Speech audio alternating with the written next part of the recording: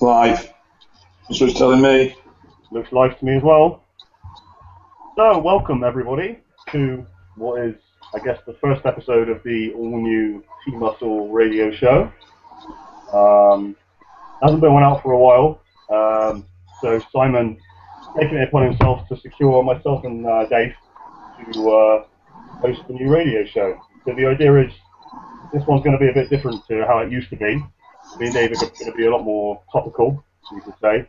We're going to have a lot of drug talk, a lot of controversial topics, you could say, that other people may not want to tackle or previously haven't been tackled on the radio show. And probably a lot of swearing, a lot of heavy breathing from Dave, maybe some burps and farts along the way. Hang on. No, that's not really. So, Dave, first of all, thank you for recording this with your shirt off. My pleasure. Even though we had some technical difficulty setting it up and I got rather frustrated. We did, yeah. Dave had a bit of a hissy fit, everybody, because he couldn't get the technology to do what he wanted it to do. But luckily I was on hand to be his emotional support, as I have been previously, so we got through it together, didn't we, Dave? We did, darling. Yes, you held my hand well. Okay, so without further ado, I'm going to go through the agenda we've got for you tonight. We've got some hot topics. We've got plenty of drug talk, if you're pleased to know. We've got some menswear / fashion discussion.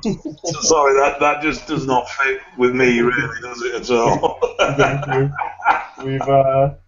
We've got bikini / men's physique talk, but probably not in the way you might think. And we've got some stuff about the upcoming Battle of Britain / Bodypower Pro thing that's going down. So without further ado, we'll go to the first item on the agenda. What are the biggest mistakes made by first-time steroid users? Now, Dave, you're probably best placed to kick this one off, because do you want to explain to people what you do as like a day job? Because most people probably don't know, do they? Right, no, I suppose they don't really. I am a personal trainer. I also do online coaching, but my mainstay is what's known as a PEDS counsellor, a performance and image enhancing drugs counsellor. And this isn't it is and it isn't what you might think. I basically give talks to various people, both professional bodies and individuals, on steroids and their use. This is not scaremongering, but it is honest. You know, I am honest about the fact that the drugs do have sides and they can cause problems, but it is a balanced and honest view. My whole standpoint on steroid use is that you have the freedom of choice, but education is key. So that's the main thing that I do during the day. What sort of people do you find yourself giving talks to? What is there like? Well, funny as it happened, I got a text message today from what was Silka, which is Serious Organised Crime. They've got a new fucking name now. From one of their training sergeants that was at a seminar today, and he just said he sat through the biggest pile of shit on steroids he'd ever seen in his life. All right, given by Jody Marsh? No, worst. He said, so could I go and reteach everybody who's been there at another conference in September? I do bits and bats with the National Research Centre in Liverpool, part of John Moores University Hospital. And sometimes that's media stuff, like the recent Radio 1 and BBC stuff after the new guidelines came in for the harm reduction units. I do stuff for serving military, I do stuff for schools. I'm slowly starting to do a bit of prison work as well. Plus, just go back to the BBC thing a minute, because that was quite recent, wasn't it? You went down there. What was your experience like? Because the BBC is like as big as it gets, isn't it? It's like as mainstream as you could possibly get. To be honest, for the impact that what they say have, the importance they place on it is very, very minimal. Right. You know, we react very strongly to newscast stories and this, that, and the other, and to those guys, they don't really give a shit, to be quite honest. You're in, you're out, job done. Yeah. You literally turn up 5 minutes before you're on there. Yeah. You know, there's no real prep, there's no nothing. Yeah, do you want a coffee? By the way, BBC coffee is fucking rank. It is vile. Okay, this makes Nissa Homebuy shit taste gorgeous. It is disgusting. I don't know what the fuck they put in it, but it is vile. Yeah, they're on. Anyway, no, I mean, if you want good coffee, you've got to go to Sky News, haven't you? If you want good coffee. Yeah, possibly. You turn up, it's like, don't swear, blah, blah, blah. You go in the room, headphones on, you talk, and then you sort of sat there afterwards, well, what do I do now? And there's just some woman sort of waving at you frankly to fuck off out of the room because they're done. I mean, the first interview I did was 8 o'clock in the morning for Radio 5 Live, and that was over at their Manchester studios. And they just said there'll be a taxi outside at 6:30 in the morning, get in it. Now, because of Silly Cow, the politician, resigning over the personal finance scam thing, what was going to be a 25-minute slot ended up being a 10-minute slot. So it's unfortunate that's how it was. It's always the way, though, isn't it? Yeah, and you're very much at for a lot of these talk shows, when they're a hosted talk show, you're very much at the whim of whatever the presenter's opinion is. The Radio 5 Live one, she just didn't really understand any of it. So she was quite bigoted in that sense. Mm. I did one with BBC Coventry later on that day, and the guy was quite open-minded. So he was genuinely interested to hear, opinions. Then I did one with LBC. Oh, Jesus Christ, I wanted to... No. I guess that's my question. My question is like, because it's the BBC, you would expect a level of impartiality that you wouldn't necessarily get elsewhere. No, not at all. So yeah, so my question is like, were they actually interested in what you had to say, or was there just an agenda being pushed? A bit of both. A bit of both. Like I said, certain individuals were genuinely interested. It was their show, and they were quite happy to take it in the direction they wanted to. But you've got to remember, at the end of the day, they're all reliant on income, and they're there to get listeners, or to get readers, or to get viewers. So they will be sensationalistic if you give them half a chance. Yeah. So the main reason people talk about like the newspapers and stuff. Yeah. Well, they're trying to sell newspapers. That's what they're trying to do. You've got to be very wary of what you say. Constantly got to have it in the back of your mind. Can they twist this? Can they twist this? Can they twist this? Yeah, I'll bet. And if they get a one-liner that they're happy with, they'll end the interview there. Yeah. The thing is, like in my job as a videographer, when you interview somebody, I'll be honest with you, when I interview somebody, I might interview someone for 10 minutes, and all I'm looking for is a minute of something that looks good or sounds good, and so even I'm guilty of it, Yeah. So like if I'm guilty of it, then like a major news corporation like the BBC, I guess it's going to be like 10 times, Very much so. I mean, there's things come off the back of that, though. They are talking to me about a proper fly-on-the-wall documentary into the world of steroids. And it's been pitched to the BBC controller, and I've been pitched to the BBC controller, and they think the next thing's going to be, here's some money, go to a 3-day trial, and let's see what you can come up with. Which like, would that have happened 5 years ago? Like, no. Like, why is it becoming such a hot topic? I don't understand, to be honest. I think attitudes are changing. I think people are a bit burnt out with sensationalism, so they're not shocked anymore. No. And I think the also thing is that at the end of the day, usage is growing. Now, no one has a clue as to how much or what. And I'd hate to put a figure on it, but I do think it's a lot bigger than people think. And so people are... 20 years ago, you wouldn't know somebody that used steroids. No. Now, you will know somebody, or you'll know a friend of somebody.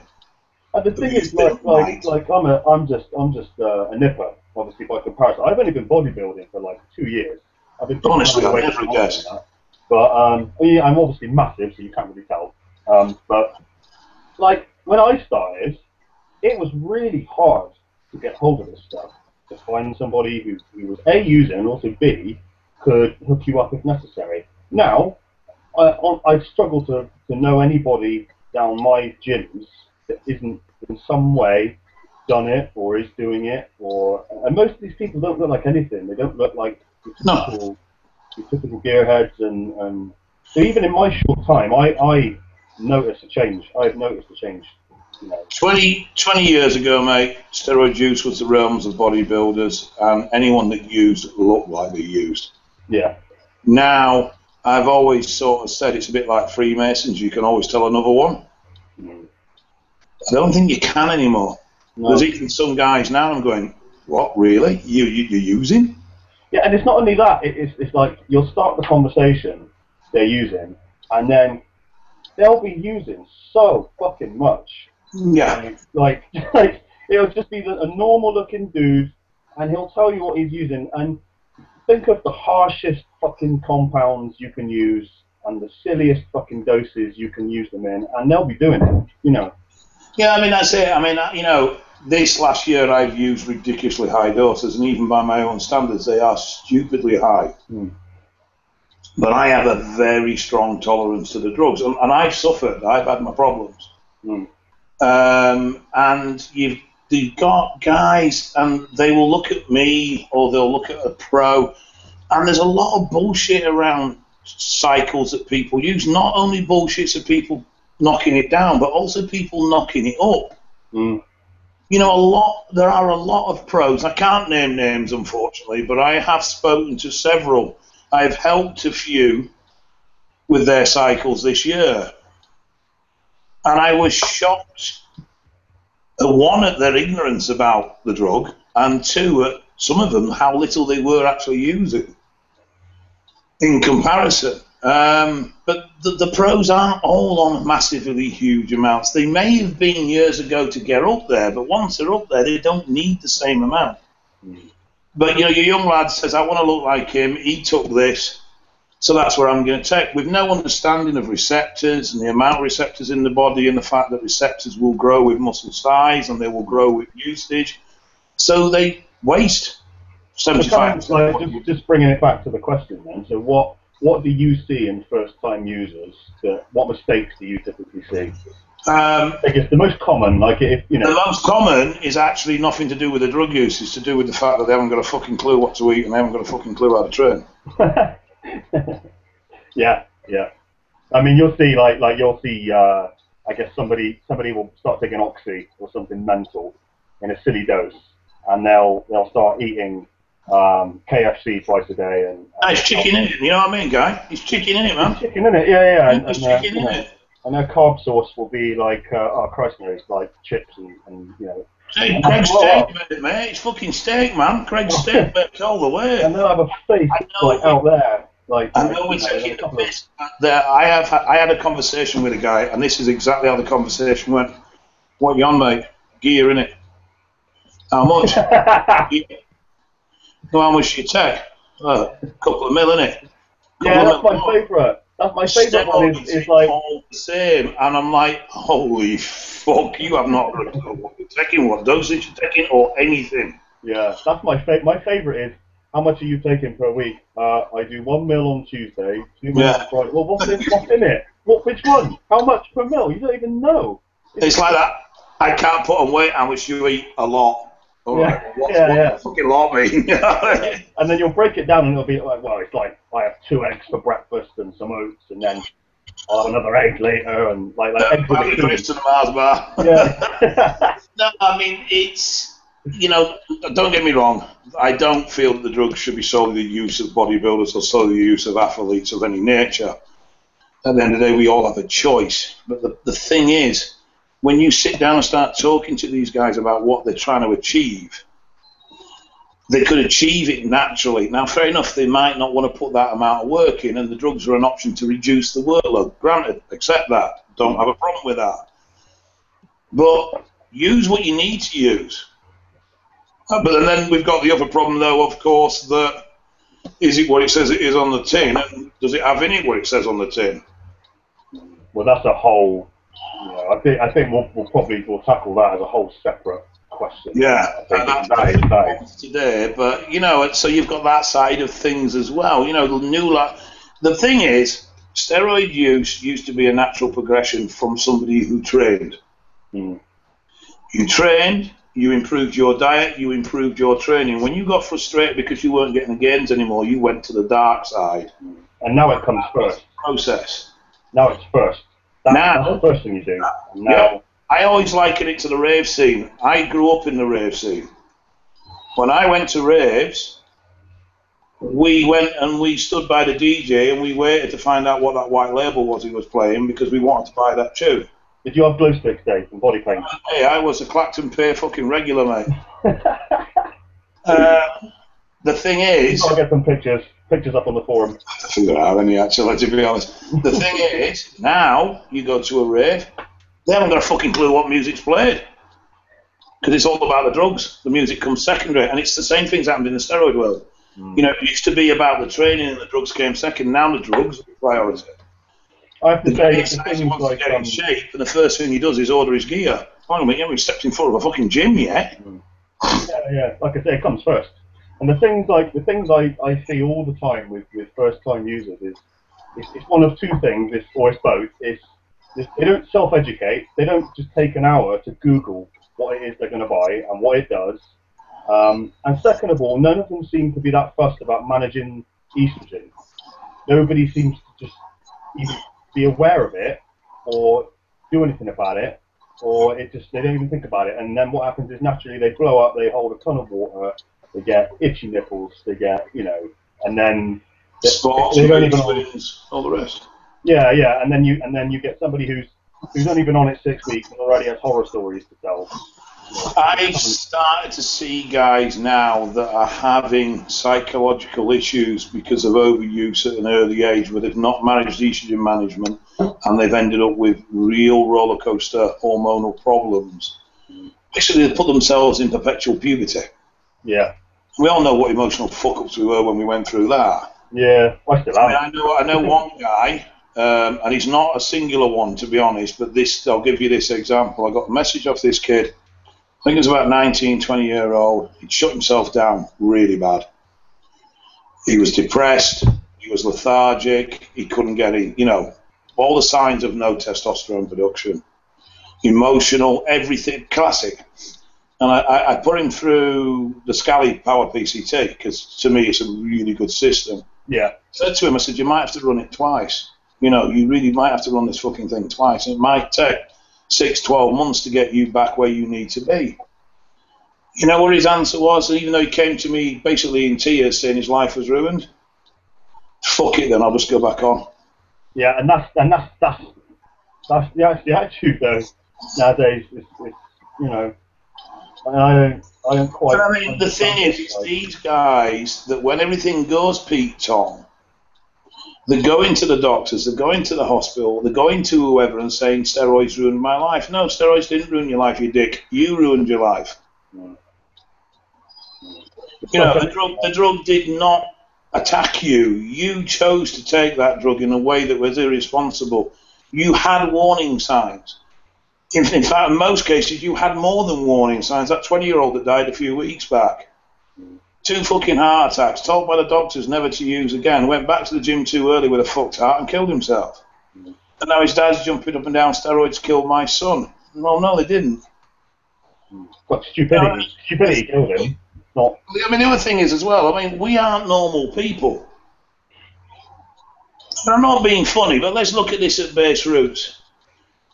James, I'm going to give you a bottle with a brown liquid in it that you have no idea what it is, you have no idea where it's come from, it's got no health inspection on it, it's got no safety protocol attached to it. I'm going to give you a needle, I'm going to tell you to shove it in your fucking ass 3 times a week.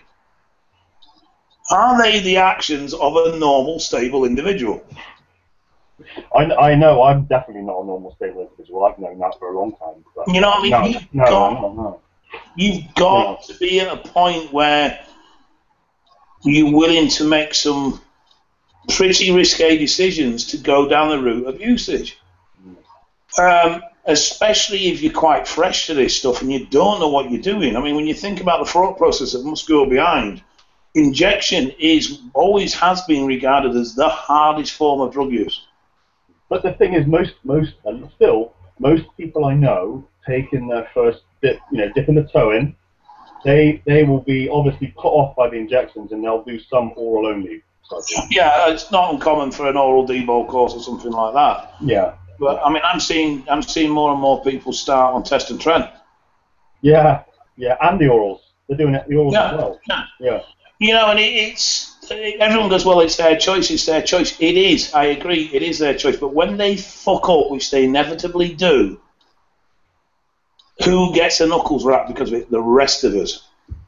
Yeah, but that's because people, this is just my opinion, but like people nowadays have real trouble just taking responsibility for themselves. Not very much so. No, I agree. Well, I mean, if they took responsibility of the way they looked, they'd be honest about the way they looked, and they won't be looking for a drug for a quick fix.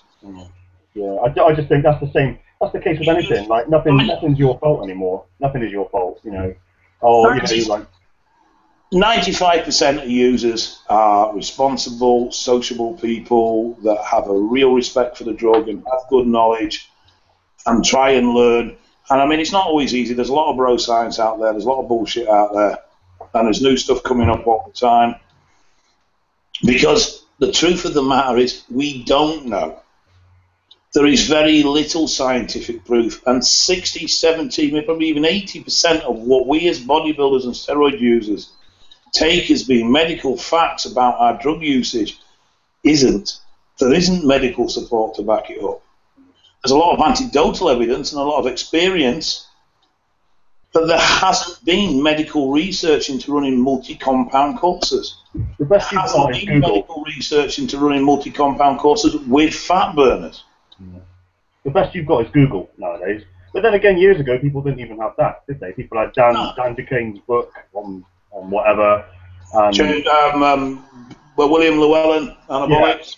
Yeah. I mean, I recommend anybody that's starting out, get that and read it. It's not the Bible, but it is a very good groundwork piece of literature.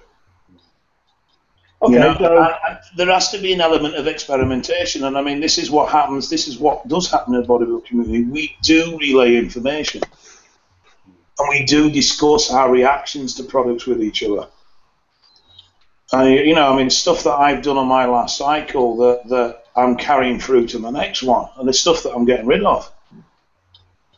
And I fed that to other people, and they go, oh, yeah, and they'll try that, and if it works for them, and then suddenly that becomes a set compound that you use or style that you run to do whatever. It's Chinese whispers, isn't it? It is, and that's the thing, we all have a responsibility to more than anything, I think, to say, I don't know if we don't know, instead of half guessing shit. But there's always going to be an element of self-experimentation because there isn't the research there, and I don't think there ever will be. No, probably not. It's not a big enough problem for one, and the ethics behind live human experimentation at that level are quite astronomical. So on that note, let's look at the next point we've got on our agenda, which is, I genuinely have no idea on this, so I'm probably going to speculate, but you'll probably have some information.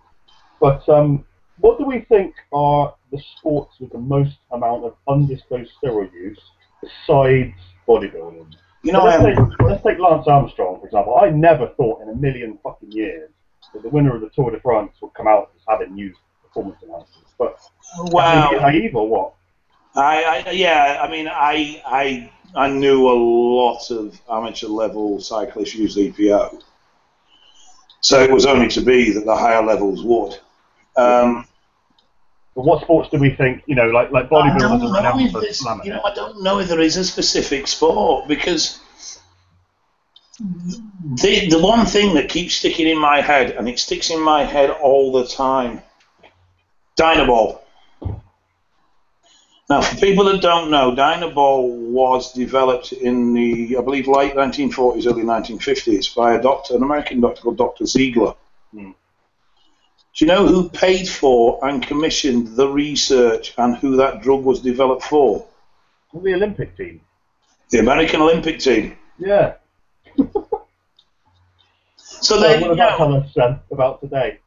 It's just like, hang on a minute. If back then, all right, there wasn't such a hot potato around steroids in sport, but They knew they were doing wrong. It wasn't legal. It wasn't allowed. And if they can do that, then I have, I've always said I'd love to see a tested and a properly tested and an untested Olympics. And I don't think the world records would actually go up that much. I think if anything, they'd be wrong. They wouldn't fucking change. No. I know of high-end amateur rugby players, cyclists, basketball players, all that use in one form or another. Rugby players are a big one, actually. Now you mention it, I know quite a few amateur local level rugby players, and their usage is comparable to the guys. Right, let's open this up a bit then. Growth hormone. Go on. Right, not strictly a steroid, but in the family of drugs that we use, yeah? Yep. And you telling me that pro footballer came back from that fucking smashed ankle in 3 weeks? I don't know about growth. Can you test for it or not?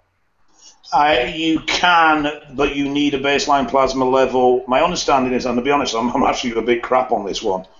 It's not a thing I know a great deal about, isn't growth. But from my understanding is, you can test for elevations in plasma levels. So you would need a baseline pre-usage, so that therefore you could have a then test post-usage or during usage. So it sounds to me like it's fucking hard to test for it. But the thing is with growth is it's a recovery agent. That's what it is. It's a product that can be used as a fast loss agent. We all know that, but it's a soft tissue recovery. I mean, if you're on growth and you get a cut, you heal up like fucking Wolverine. I mean, I had a hernia operation, wang shitloads of growth, and was deadlifting 10 days later. Yeah. All right, I wasn't at full power, but the fact is, I had surgery for my Durkheim's that I've got, and the scars, the doctors couldn't believe how quickly the scars healed up. Obviously, I didn't tell them what I was doing. The thing is, like now we're on growth, I think it's overrated as a bodybuilding, muscle building drug. I think it does help recovery. I don't think it makes you massive. People think it makes you massive in overnight. I think the problem is that none of us have the budget or the quality of product to really use it correctly. That is possible. Yes. There's a lot of dodgy GH about. When I've looked at the guys that do use properly, I've seen scary figures, and it's Are we talking like pharma stuff? We're talking like 36 IU pens per week plus. We're talking 20, 30 IU of pharma GH a shot. And what have you seen? What is that? Besides given the numbest fucking hands in existence. It's always been in conjunction with a shitload of other drugs. So I don't know, is the honest answer. I ran a good quality generic. At the beginning of my last course, I ran 12 IU every other day. And to be honest, when I came off it, there was no fucking difference. No difference. Who knows what's in the generics, though, right? Who knows? Oh no, this was genuine because this was basically what this was Ansinum, right? So it's Chinese pharmaceutical grade. Yeah, but most people aren't buying that, though. It comes from Ansinum. I get it via a doctor who buys directly from Ansinum. Most people are buying the fucking the green tops and the yellow tops, and most people aren't buying that stuff. Most people are buying the generic. There's some good generics. I mean, I know there's some Hyge kits kicking about at the moment that are absolutely shit on.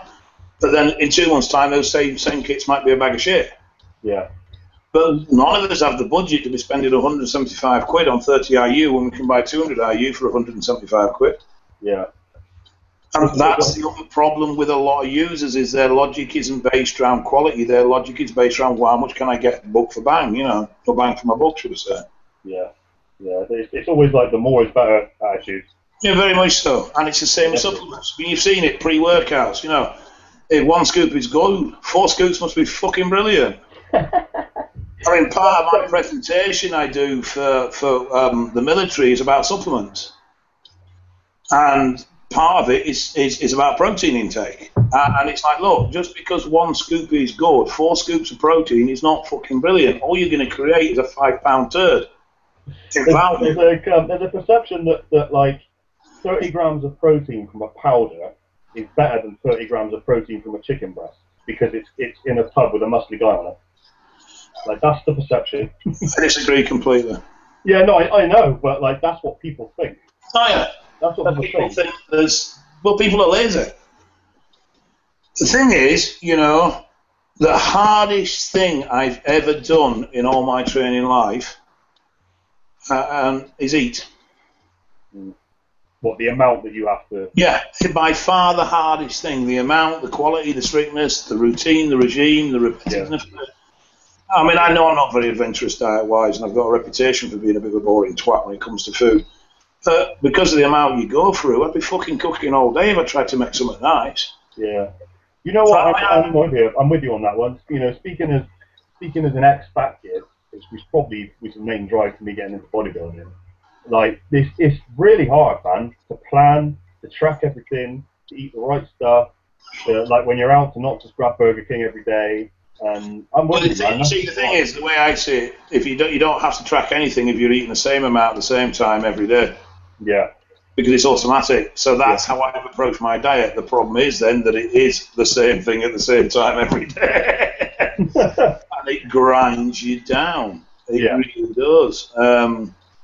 But don't moan about it. Don't like I'm not saying you do, but like I see people who are so like they're such a martyr because they eat chicken and rice. Yeah, there is an element of that as well. I think there's also an element of self-persecution. There is, yeah. Because you feel that you have to suffer in this way, otherwise you're not a true bodybuilder. And it's not true. You have to suffer in conjunction to your body type. Yeah. You know, if you've got a good metabolism, you can cope with foods, then you can be a lot slacker on your diet. If you're a fat fuck like me, then you can't afford to be, unfortunately. You've got to watch what you eat, because as soon as you lay slack, oh, God, the whole world goes to pot. And the other downside is that if you're pushing your calorie limit because you're pushing your size limits, if you start losing calories in crappy food, you lose nutrition. You know, if I can only physically consume 10,000 calories a day, which is just about my limit I can physically get down my throat in solid food a day, and that takes a lot of doing, and I need all those 10,000 to maintain my growth, if I lose 500 of them because I've eaten a cream bun, a cream cake, and a packet of crisps, I've lost 500 calories worth of nutrition, which is going to restrict my growth. So here's a question for you. Like out of the calories you're eating per day at the moment, how much of that is protein powders?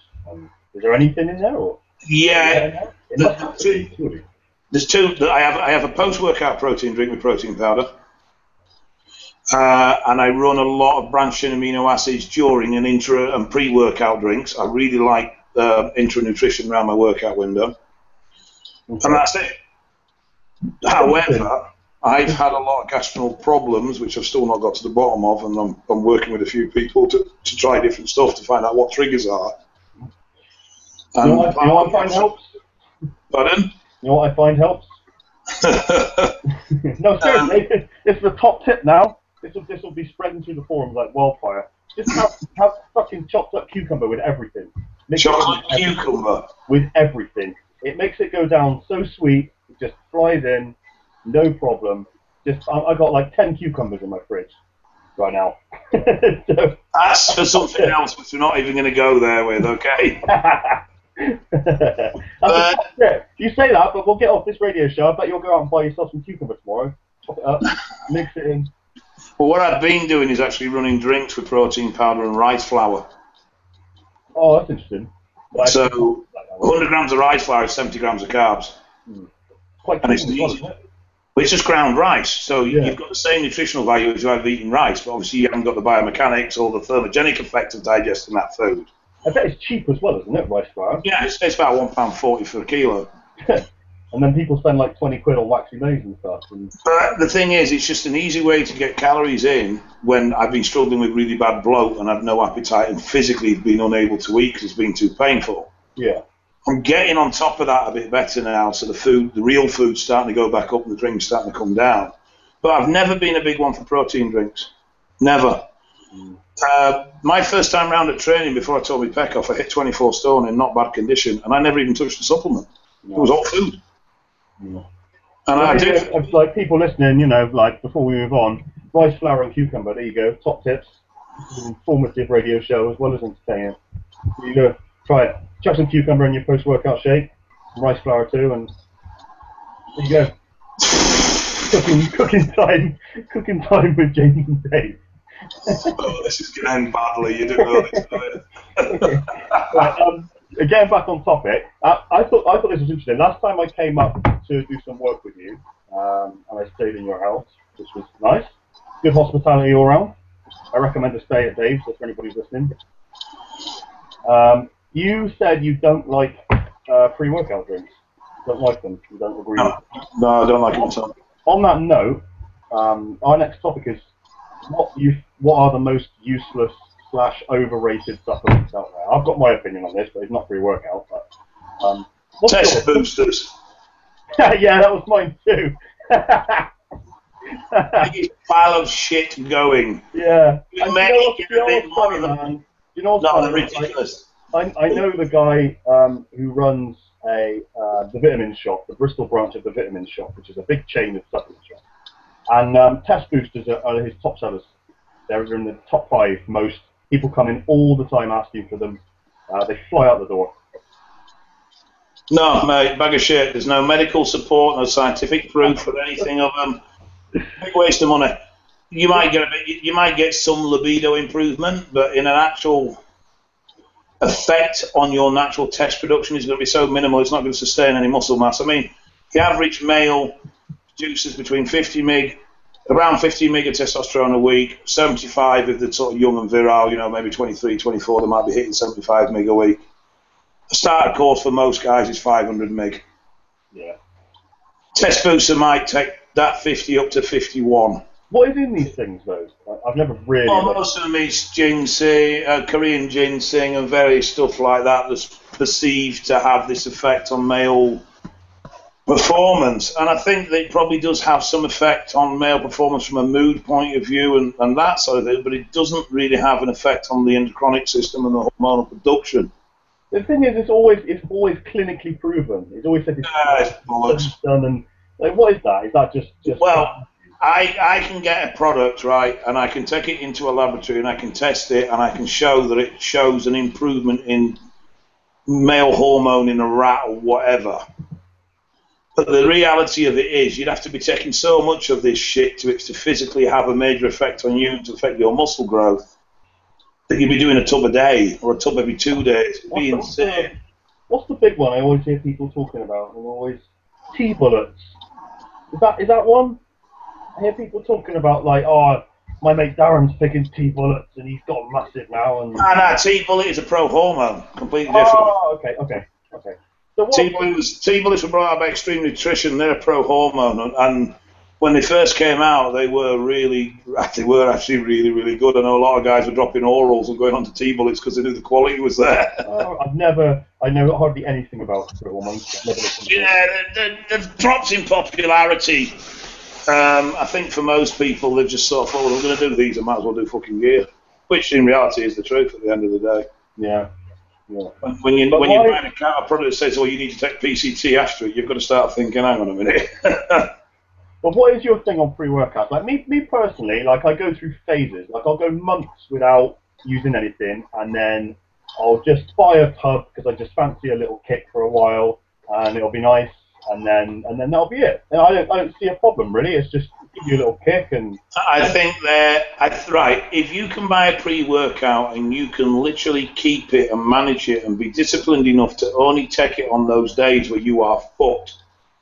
Because you've had a heavy workload or whatever it may be, you've not slept well the night before, then fair enough. But people don't. People take them religiously, training day in, training day out.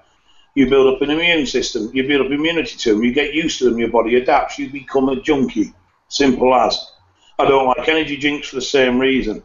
I've seen people go through really nasty withdrawal coming off like Red Bull because they've been doing 8, 9 tins a day. Really? But that's not the same with anything, though, surely. There is a medical condition called caffeineism, and it starts at 1,000 milligrams a day. Now, what you guys keep forgetting, all right? Give you an example. I do use one now and again, and it's called Bang. Bang. All right? A northern one. You say it with a northern accent. It's from VPX, and it's basically branched chain amino acids, beta-alanine, creatine, and the only stimulant in it is 375 grams of caffeine. Pure caffeine, then? Yeah, so it's just caffeine. There's nothing else. There's no other weird, funky stuff, no geranium oil or any of that in there. So it's the same as 3 or 4 coffees, basically. But I thought you just said the problem is the caffeine. It's the repeated high intake. Just let me fucking finish, you big chunk. Did you just call me big? Oh, thanks, Dave. I don't drink any other coffee now. However, if I were also banging in a couple of energy drinks in a day, those big cans of Monsters, I'd be hitting a gram of caffeine a day. A caffeineism starts at a gram a day. One of the big things about caffeine is you get broken. It's not that you don't sleep, it's that you don't get deep REM. So you wake up in the morning feeling tired, feeling drawn. So what do? Yeah, some caffeine. It sounds like every day for me. So what happens? You get tired. And so it spirals, it gets worse, and you end up hooked, and you end up in a loop that you can't get out of. So that's your issue with pre-workouts, and you feel that people develop this dependence. I feel they're very habit-forming. People become dependent on them, and I also feel that they could actually be, in a lot of people's cases, to me, it fuels this, I don't want to do the work, I want a pill to do it for me. I don't want to go in that gym and dig some guts out of my bollocks and fucking push myself mentally and try and push myself physically. I'm going to take a drink that's going to turn me into something that will do that. I mean, that's not why I use it. I use it just as a pick-me-up because, like, especially with my work and stuff lately, it's like I'll barely have an hour and a half to train, and I'll be tired, and I'll be burned out because I've been concentrating on videos all day. I've been using the Bang a bit more just lately because of the sleep problems I've been having, because I feel jaded all the time. So if it's used in that format, I don't have an issue with it. The problem is most people don't. Most people become complete, and when one starts to lose effect, they start looking for another one. Do you think they work, like, initially? And how effective do you think? I think the problem with them is that you rob energy from anywhere, you will have to pay it back at a later date. Right. But they do work then? If you artificially stimulate your energy release by using a stimulant pre-workout, then the come down at the back of the workout is going to be heavier. The ones I find that are easiest to tolerate, are the ones that have the least amount of sugar in. I'm happy with pre-workouts that are non-stimulant. Like creatine, beta-alanine type, branched-chain aminoacids. I really rate them, and I would recommend them to anyone. I don't like stimulants. I mean, I personally don't like stimulants as well. For myself, I get very paranoid on them. I had a bad ephedrine habit the first time I was bodybuilding, and it caused me a lot of problems for a lot of years, anxiety issues and that sort of thing. That used to be legal, didn't it? Yes, it did. About 20 years ago, yeah. The first big pre-workout was Ultimate Orange. Oh yeah. Even I've heard of that. That's before my time. That was basically orange flavored ephedrine. The thing is, though, like, what will be banned tomorrow? This is these drinks today. What's the next? Well, there's already a lot of pressure to ban Red Bull. Really? Why is that? Red Bull's banned in France, Denmark, and Belgium at the moment. And it's not because of the caffeine content, it's because of some of the psychostimulants that are in there. So you got to remember as well, a lot of these stimulants aren't just physical stimulants, they're psychoaids as well. Yeah.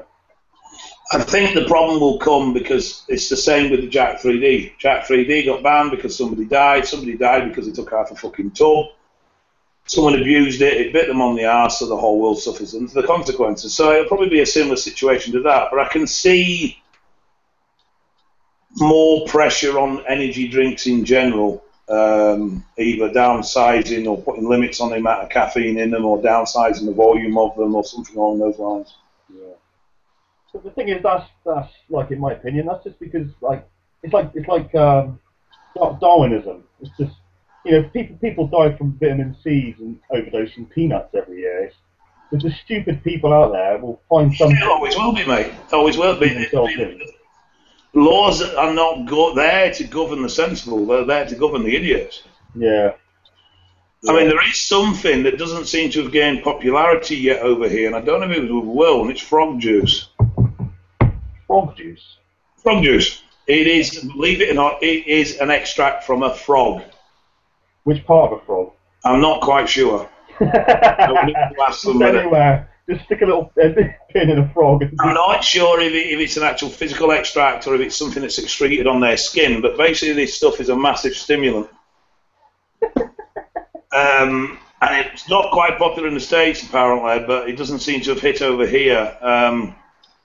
They need to get someone like Rich Piano drinking it or somebody, don't they? They need to it may be a flash in a pan thing, you know, sometimes these things pop up and disappear again, but I don't know, it'd be interesting to see if that does make it to these shows. No, you heard it here first, everyone, frog juice. Everyone will be Googling that now. I might Google it myself once we get off and see what's what. Next question then. Dave, this is probably one for you. This question came up because I attended the British finals last year for the first time. And one thing that struck me was the bodybuilding classes, particularly over 90k and over 100k. The guys would come out, and it was like a fucking clown car. They just kept coming, and to the point where you couldn't fit them on the stage, and it was a big old fucking stage. And then, because of that, they ran through the poses so fucking quick. It was like back double bicep, lat spread, abs and thigh. Like they barely had a chance to hit their poses, especially the guys who you know, there's always guys who take fucking forever to hit the pose, and they do this song or dance before they actually hit it. So the question that I wanted to put to you was as a judge, how do you have time? How does it work? Do you sit there, do you get on the line? The truth is, you don't always. The good thing is you literally start judging from the moment they start walking out. Right. And generally speaking, you'll be able to cut the pack in half very, very quickly. In case anybody doesn't know, Dave's a judge. Dave used to judge. That's why this question's in case anybody's listening. I used to list all the numbers, because we've got the numbers of competitors before they come out. And I'd literally just put a line through those that were obviously not up to standard. So, like, if somebody is looking decent, but they come out and they stand shit, they stand poorly, and they don't, you know what I mean? As a judge, you should be able to see through that to a point.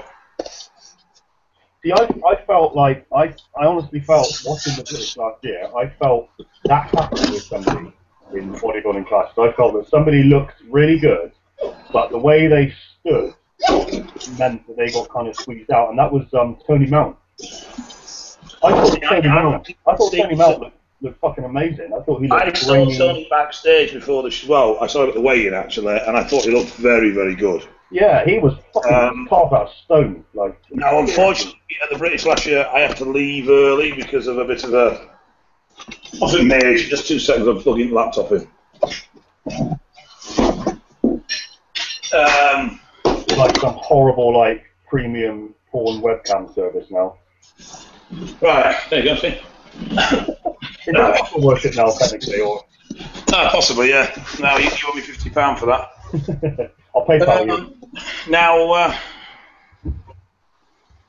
I don't know what happened on stage. I have no idea what went on or how... Well, in my opinion, what happened was he came out, because they had to stand there for so fucking long before they were brought out in groups.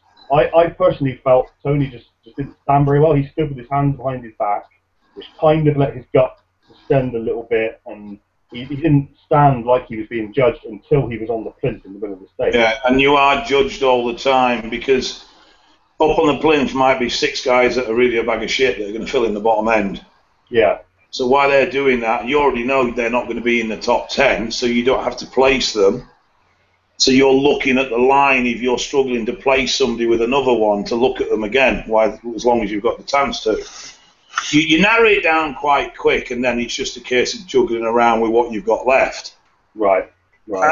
I mean, I've always judged each round independently. So I've never been afraid that I might put a guy first in the pre-judging, but then on the free pause, and I might have him third. Right, okay. No issue with that because I judge each round as I see it.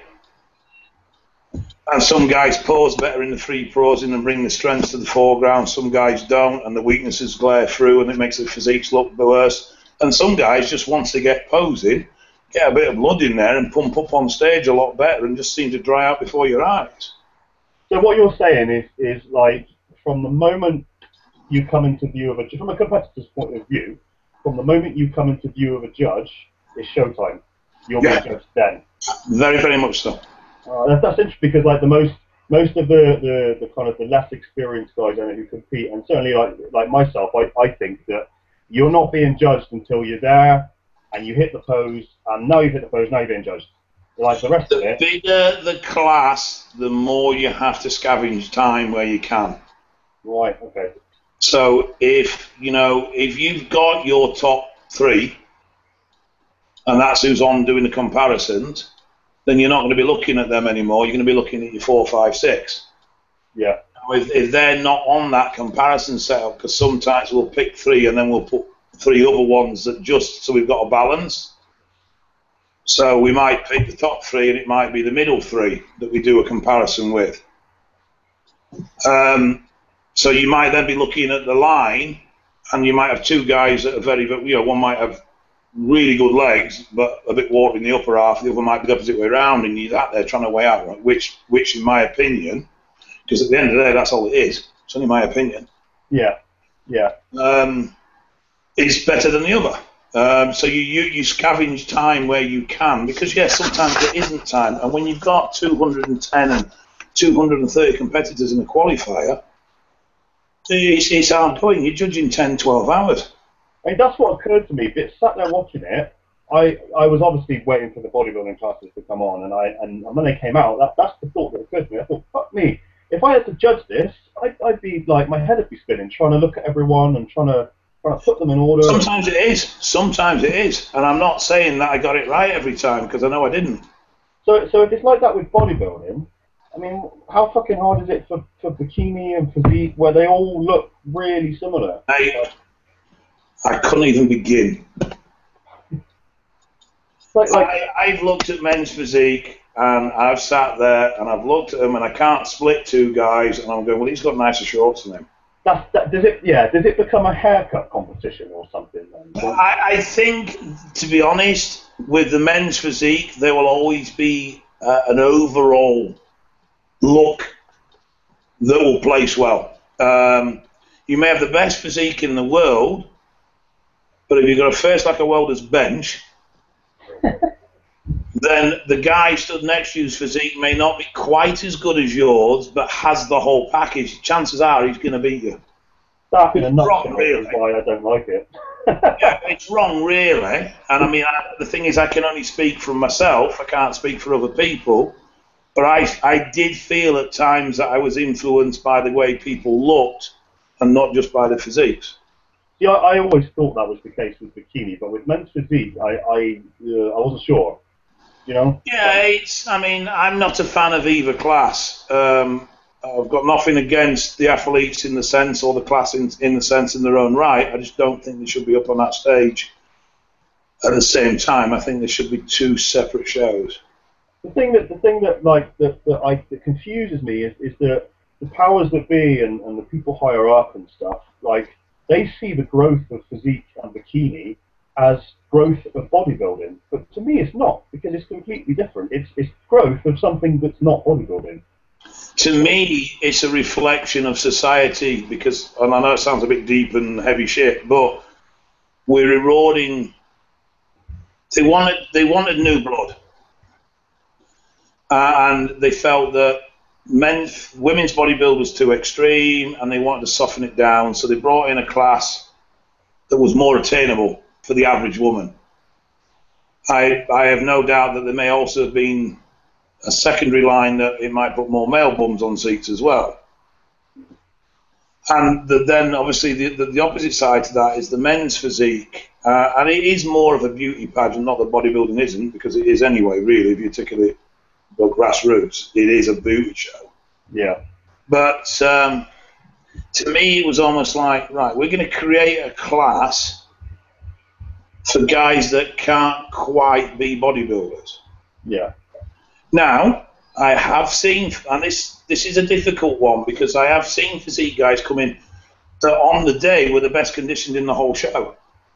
Yeah, and funnily enough, that's our next question actually, which is why is it their condition is so fucking good, and then the some bodybuilders come on. Some aren't. You know, it's just one of those things, I suppose.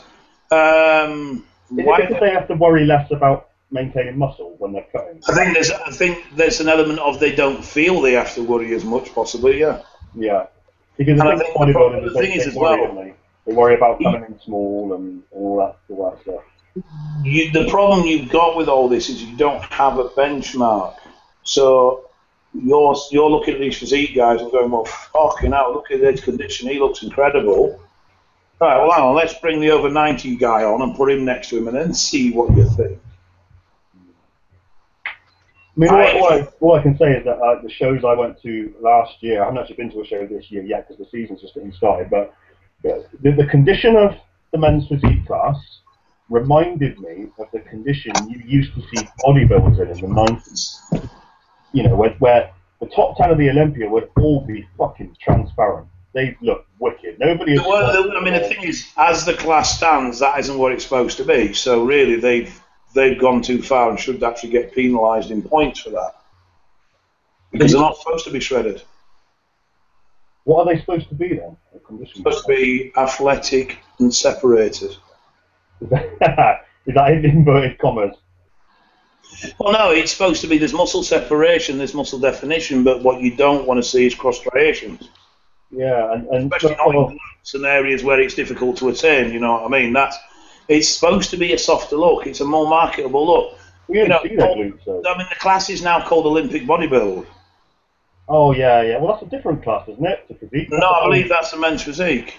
Oh no, it's not. That's classic. Sorry, isn't it? That's classic has changed to that. My apologies. Yeah, that's another one again, isn't it? Classic. Yeah, but that's all because they're trying to create a division that they can claim to be natural to push into the Olympics. Yeah. It's strange, man. It's bodybuilding's in a transition at the moment, isn't it? It's money. Yeah. It's in a transition. Well, it makes the world go round, and anyone that thinks it doesn't is being very, very naive. It is money. It is a business at the end of the day. It has to survive. Whether this move is right or wrong for the sport, I don't know. Personally, I don't like some of the moves, which is why I no longer judge. Yeah. I mean, there's no doubt that like the purists of the sport are kind of being alienated by what's going on. Yeah.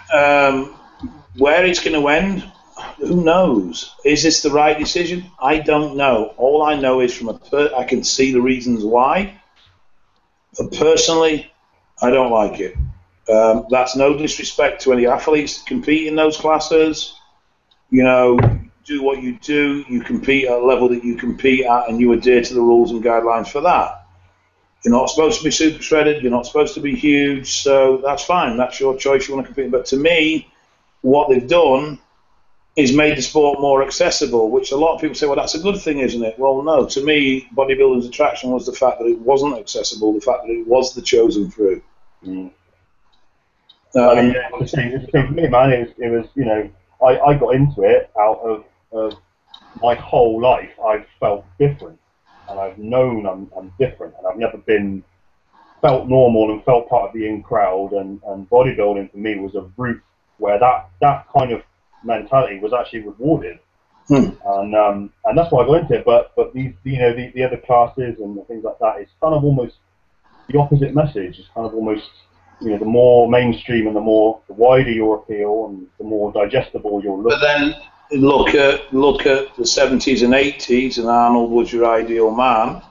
Yeah. And now our ideal man is XYZ or some glittery prick that's a vampire. Yeah. Yeah, that's true. Yeah, it's a reflection of male culture, isn't it? Male for young, for what appears to be in media anyway, that the male target for achievement physically has got more feminine. I think, I don't know. That's it. It's less muscle. But there's more pressure on blokes to be more muscly and in shape nowadays. There's more pressure on blokes to be more shape, not to be more muscly. That's where you're getting it. Where I would disagree with you. There's more pressure in blokes to have a six-pack. I don't think there's more pressure on blokes to have big muscles. Blokes are spending more as cosmetics than they've ever done before in their life. They're spending more time down at the sunbeds, fake tans, pedicures, all this sort of stuff. Yeah, well, I mean, not me. I'm too fucking busy. I'm almost as pale as you, Dave, at the moment. But you know, and that a man is no longer a man as we traditionally know it. It's just one of those things, isn't it? It's the way it's going. I mean, I'm a fucking caveman, I'm first to admit it. You know, so I don't really fit in this strange world of Toms and jeans with the crotch by the kneecaps. I'm just not my world, I'm afraid. We're getting into the back in my day talk now, aren't we? Okay, so next item on our agenda is what is quite interesting actually. What is your most hated aspect of bodybuilding? So it could be anything. It can be like the fact you have to shove calories in, or the politics of the sport, or the bullshit, or what would you dislike most? I don't know. Say there's actually one thing. There's things I do dislike. I love training. Absolutely love training. That's always been my primary goal. I've never really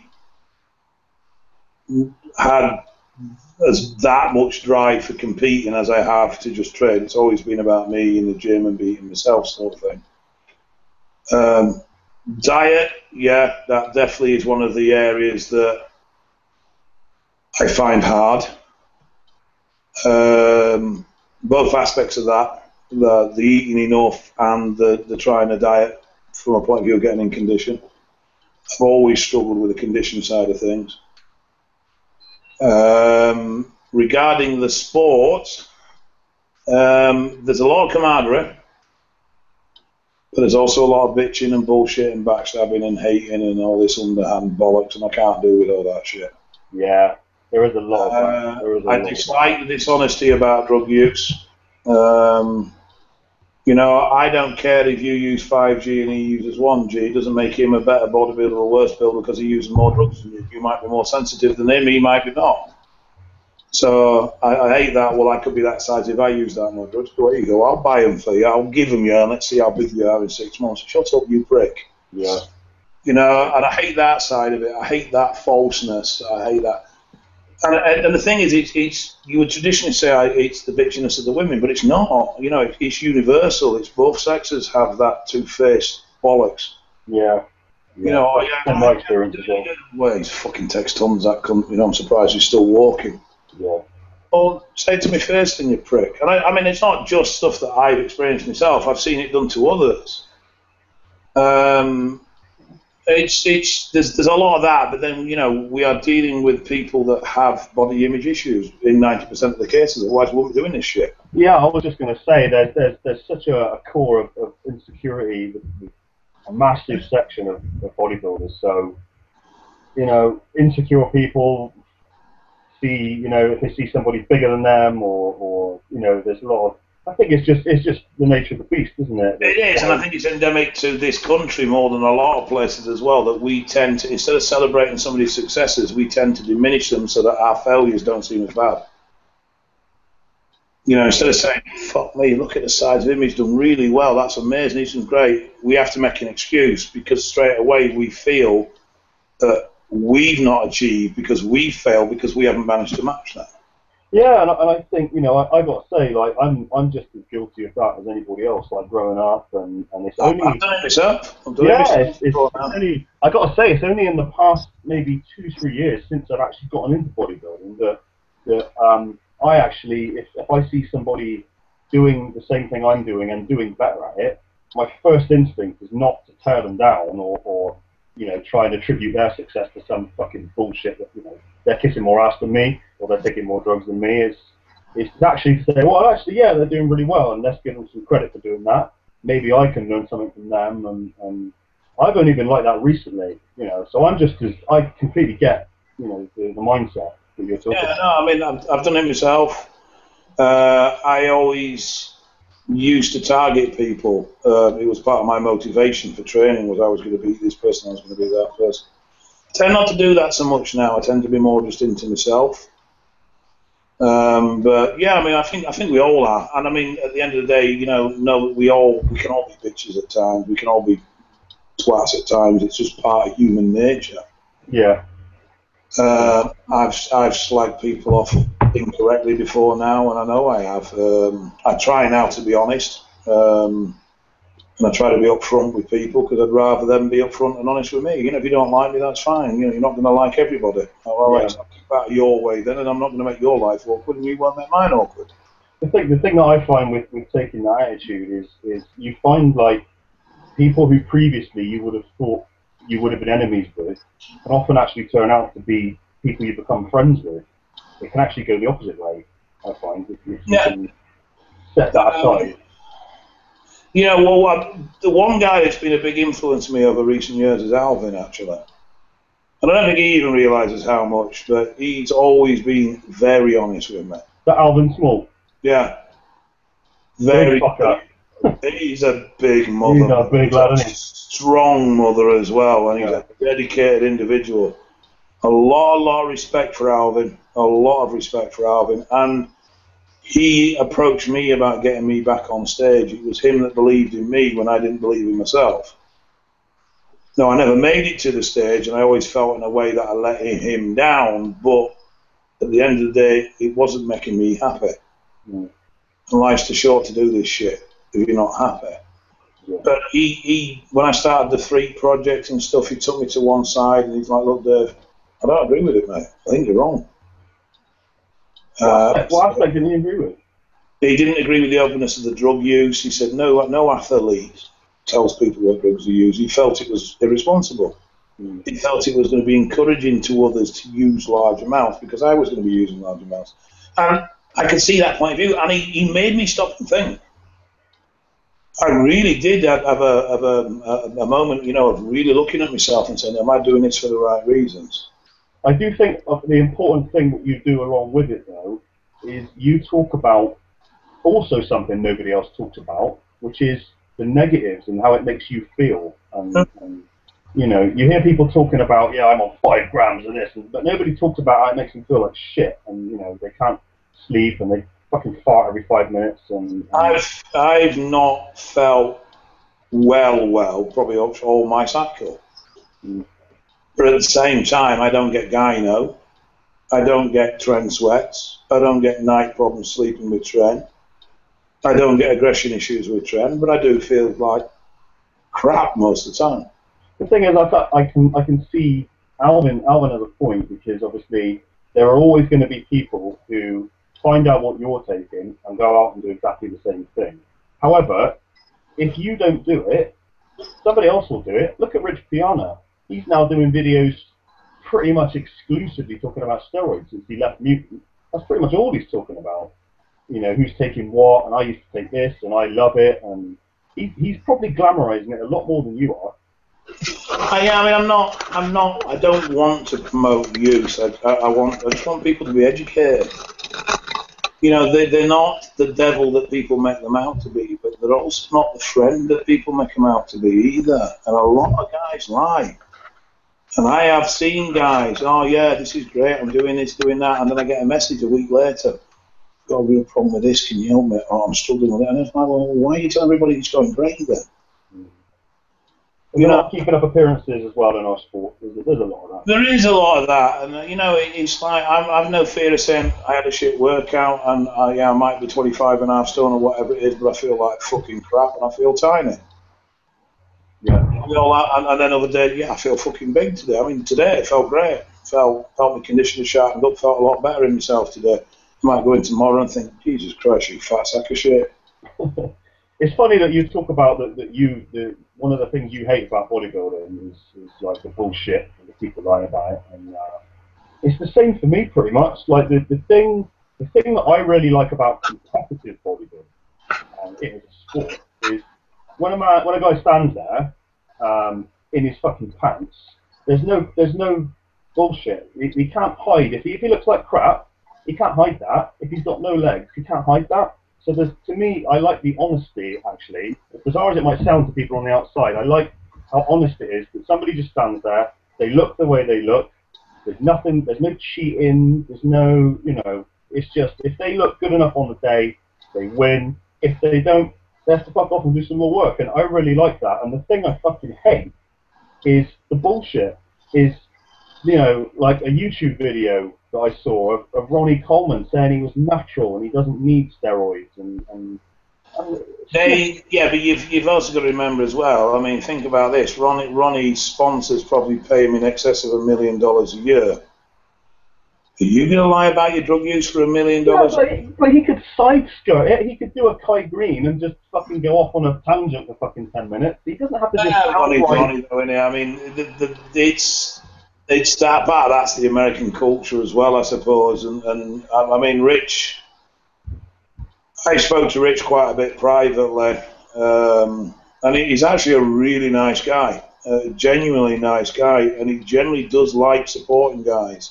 In my opinion, man, like he's one of the most refreshing personalities the sport has had in years. He's no hang-ups about someone being bigger than him or being stronger than him, or which you might think he had, because obviously he's celebrated for the size of his arms and his shoulders and that, and he has no hang-ups about it. He really is a genuinely nice guy, but he's not the norm. You know, a lot of the athletes over there are very manufactured in how they present themselves to the public. But then they're paid very large salaries to do so. And it's a brave man to go against that. And most that have suffered financially. Lee Priest, love Lee Priest to bits.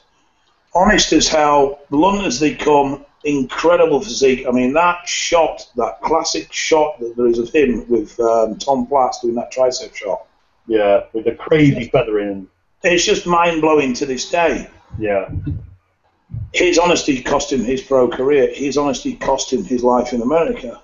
Yeah, which is why I think Rich is so unique. Like, before Mutant came along and made that fucking fantastic series of videos with him, he was kind of a down-and-out bodybuilder. You know, he was doing okay for himself with his property and things like that.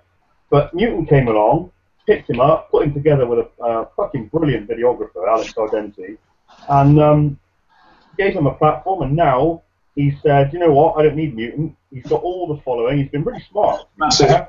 He's got all the following, and now he's gone off and done his own thing. And the thing about him is, he doesn't have a pro career on the line, so he can say whatever the fuck he wants. And he's doing so, and I think it's brilliant. I think it shows that. Yeah, I mean, there's no doubt he was an influence in me doing what I did. There's no doubt about that. That's where the idea came from. The idea actually came from my sponsor at the time. And people I know have referred to you as the British Rich Piano, actually. Say again?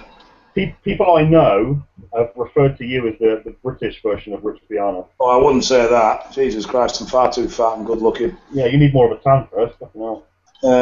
But no, I mean, you know, people have said to me, do you compare to Rich? I said, well, look, physically, dimensionally, yes. Condition, oh God, I've got a cat in the house chance. Blows me out of the water. But he was an influence. You know, my sponsor came to me and said, look at his stand, look at him. He's got a 3-hour queue. He's beaten all the pros here. Because he just told it like it is, and people are crying out for that. I think it shows people are just crying out for somebody to just fucking tell it like it is. Everybody knows that Kai Green, Phil Heath, you name it, they're fucking on loads of shit. They have loads of shit they don't talk about. And basically anything they don't talk about, Rich tends to pick it up, and people love it, man. Like, he posts a video up, it gets 50,000 views in like 2 days. There's things he hasn't touched on, which I'm not sure why, but yeah, I mean, he's never touched on the physical impact of being the size he is. See these guys walk up a flight of stairs and then see what they look like when they get to the top, which you'll experience when you're with me next week.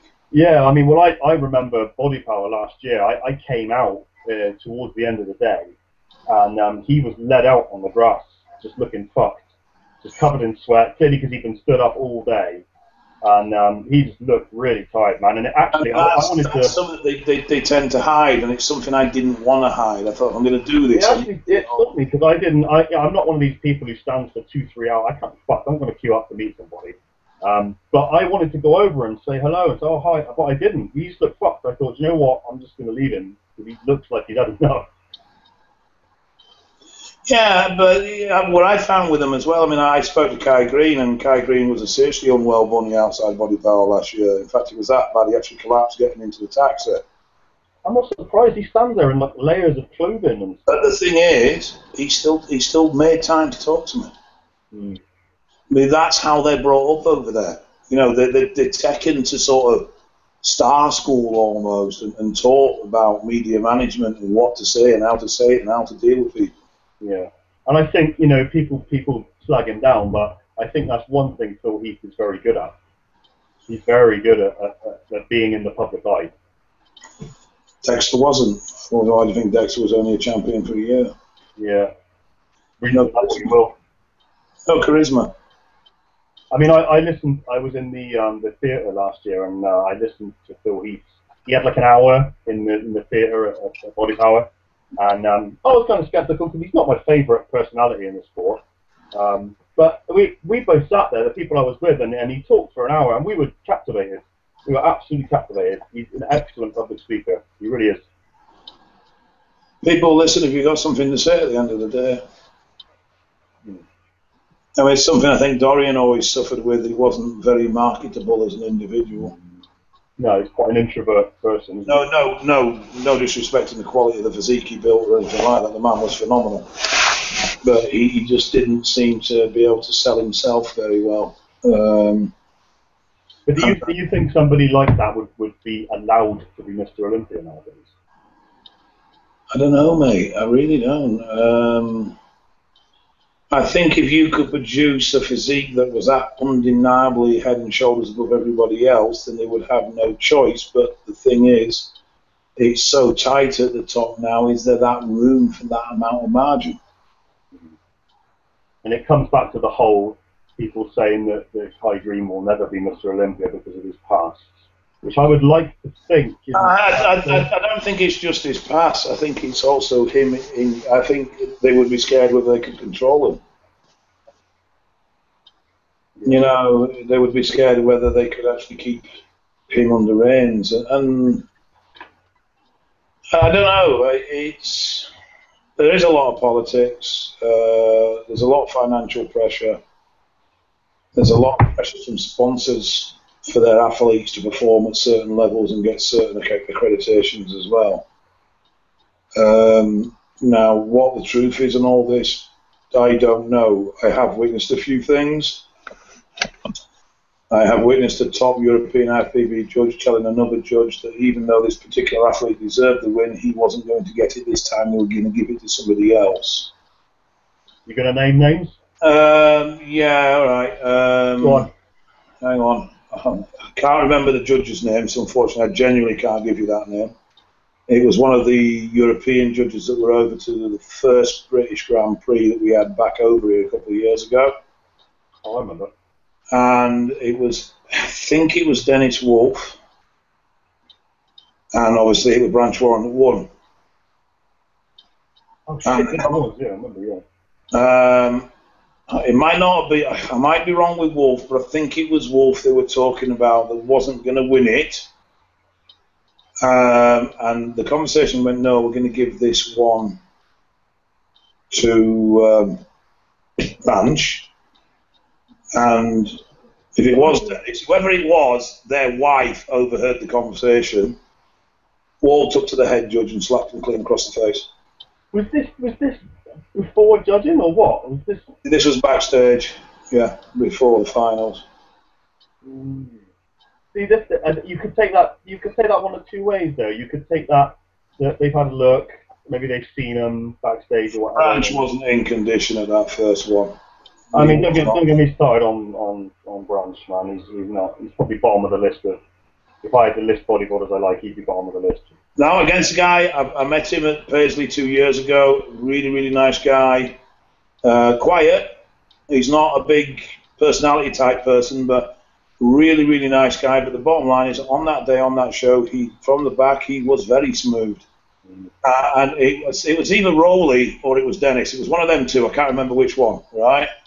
But they were both peeled. And either one of them, yeah, it was a wrong decision, there's no doubt of that.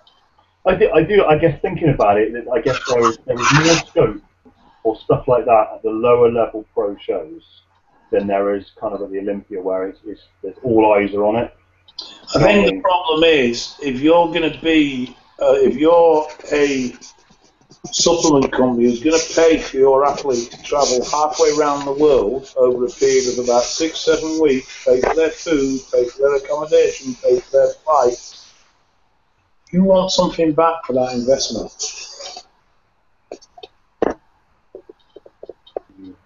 And on that subject, that leads us on nicely actually to one of the final things we're going to talk about, which is the Bodypower Pro show, which is coming up. I think it's about 3 weeks away on the date we're recording this.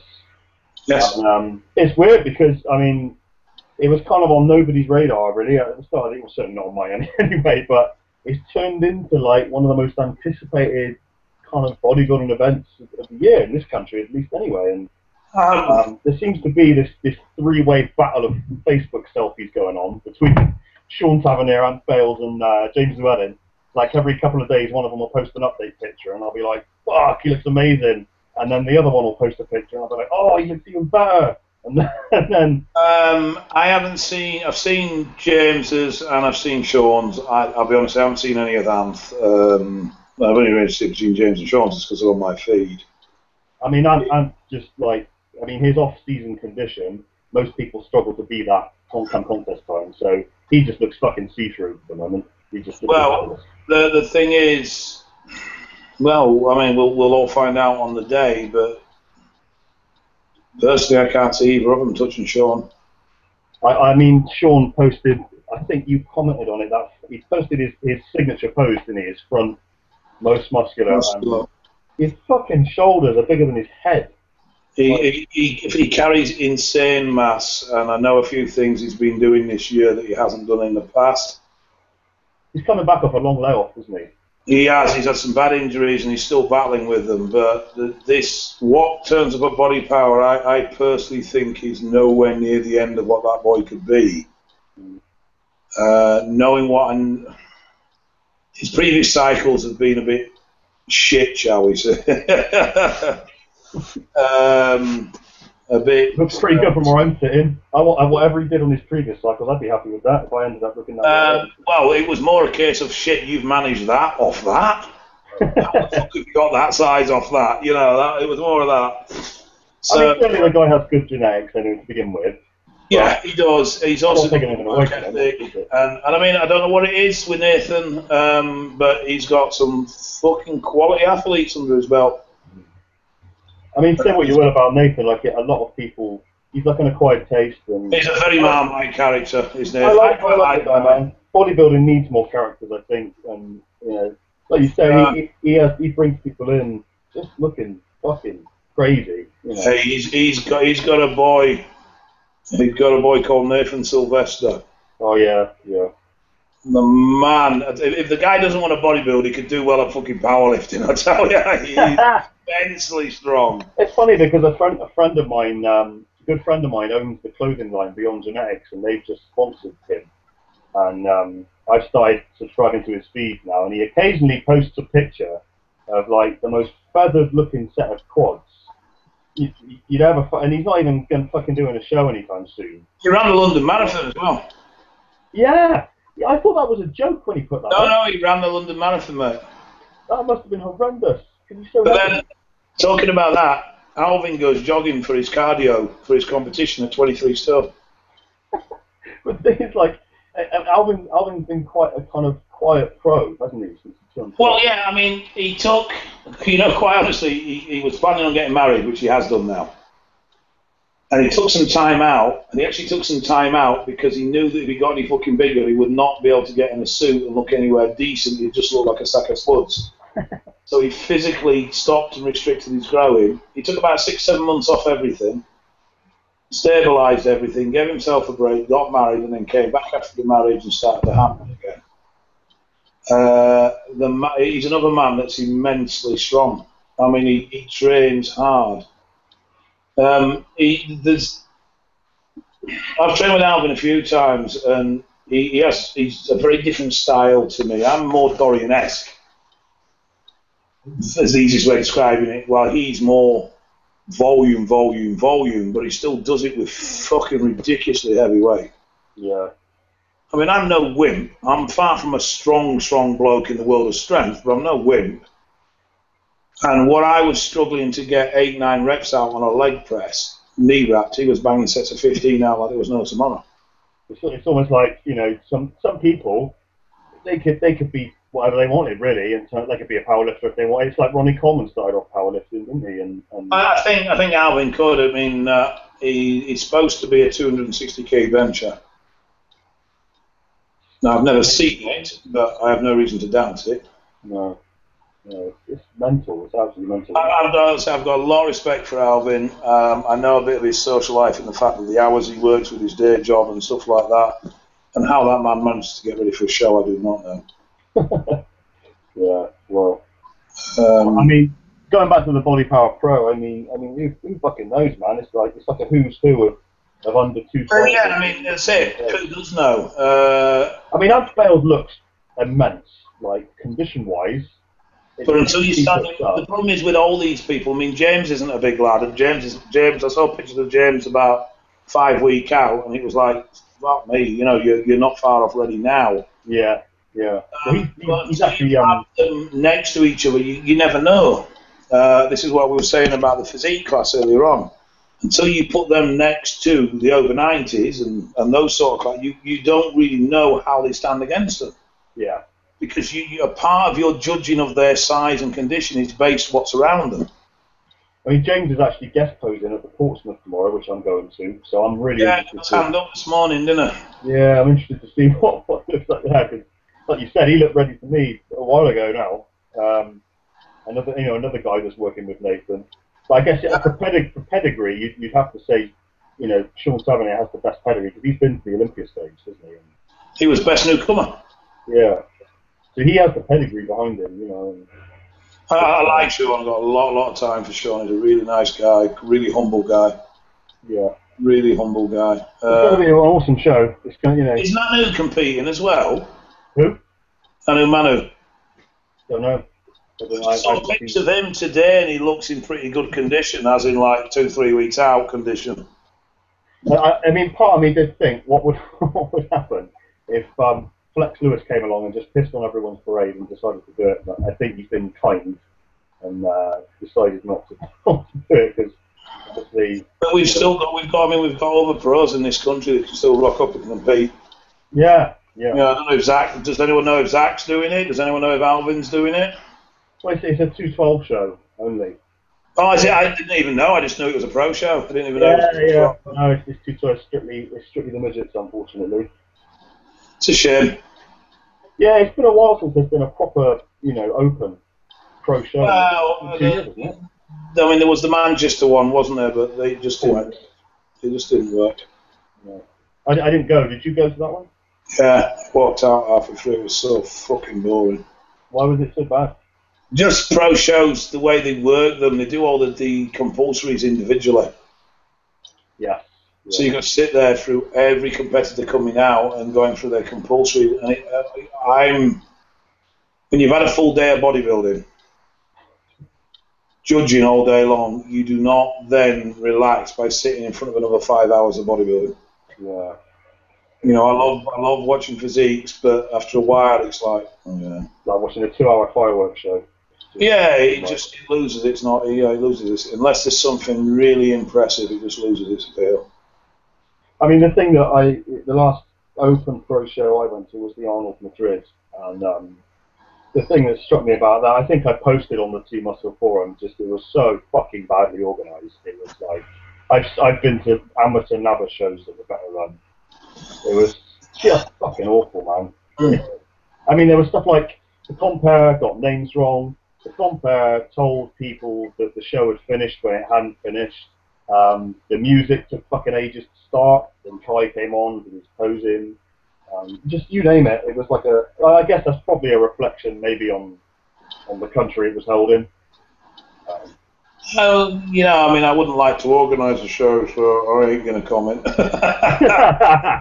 No, to be fair, I don't think I want that job either.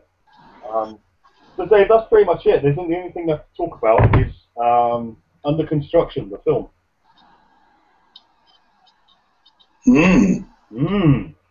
I've heard rumours about this thing. This is supposed to be something special. It's the biggest event in film Not just bodybuilding film, in film. All time. All time. Yeah, it's going to make Godfather, forget it. Shawshank Redemption, nothing. It's going to make E.T. look like a YouTube clip. So for those who don't know, me and Dave are going to be shortly putting to work on a joint film project, which is under construction, the film, which is aiming to document the final few days of Dave's 6-month experiment, see just how much size he can put on his frame. But for those who like have seen the films, you can kind of probably think of it in terms of bigger, faster, stronger meets blood and guts. Kind of, it's sort of a documentary, also sort of a, you know, for entertainment purposes, we'll be showing all of Dave's workouts, and but it's going to be all access. Really, we're aiming to show things that never get shown. You know, on in terms of drugs, in terms of Dave's going to be doing his shots on camera. You know, we're going to be tackling pretty much every kind of component that goes into trying to be absolutely fucking massive, basically. And we're planning to release the film online by digital download. We're not doing it as a DVD because we released it online as a digital download. Anybody in the world can see this film then. So it's very exciting. So I know Dave's excited to. I'm nervous. It's quite a weird feeling, the impending exposure. You know, this doesn't work if we're not honest. Yes, all right. I mean, let's be honest about this. In those 3 days, we're going to go to a few places that I wouldn't normally go in those 3 days, but I would do in a period of time. So, in order to give people a reflection of how I fit into the world, we need to condense it into the days that we're filming. I think, you know, I think honesty is the main objective, really. But that's it, and it, you know, we have to be honest to make this work. But at the same time, you're then opening up. There's no defences. Yeah, I think you know, it's quite. If I didn't know you, and I had to go out and find somebody to do this project with, I don't think it'd happen. I just, you know, the fact that we've worked together before means we kind of know each other, and there's a rapport there already. And somebody who can actually talk on camera, somebody who's the size you are, I think it's quite a unique pairing. You know, the fact that the proof will be in the pudding at the end of the day. I mean, I am excited about it. I am really looking forward to it, but at the same time, it is a little bit nervous putting yourself up so exposed. You know, it's very intrusive in a lot of ways, and it's, I say, it's just a bit weird.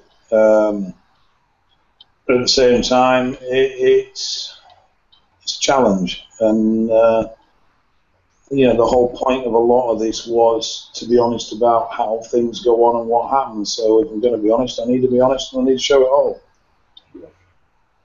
And hopefully, you know, what comes out the other side is a film that, you know, people can appreciate who are into bodybuilding. But hopefully, you know, it's a film that maybe you could sit there and watch with your girlfriend who kind of isn't into bodybuilding, and still it appeals kind of on both. Because of the human aspect of it, yeah. Yeah, exactly. You know, that's what we're going for anyway. So it's still in early stages at the moment. We're still finalising exactly what route we're going to go down with distribution, but it's definitely going to be as an online download. But anybody who's interested, just give the Facebook page a like. It's facebook.com/underconstruction the film, and all updates about everything, production updates, videos, pictures, all that kind of stuff, that's going to be on there for now. So yeah, so that's it. So I think it's been a good first episode. I've enjoyed chatting about these topics with you. I think we need to thank Simon, don't we? Yeah, I need to go as well because we were supposed to be finished for 9:30. It's now 11 o'clock. Yeah, but we have technical difficulties. We took the start at 8. So thanks to Simon for bringing us together and making this happen. Hopefully people enjoy this first episode, and hopefully there'll be another episode along soon if it goes down well enough. Yeah, interesting to see. Right, sir. I'll speak to you soon. All right, everybody. Thanks for listening. Thanks, Dave. Bye now.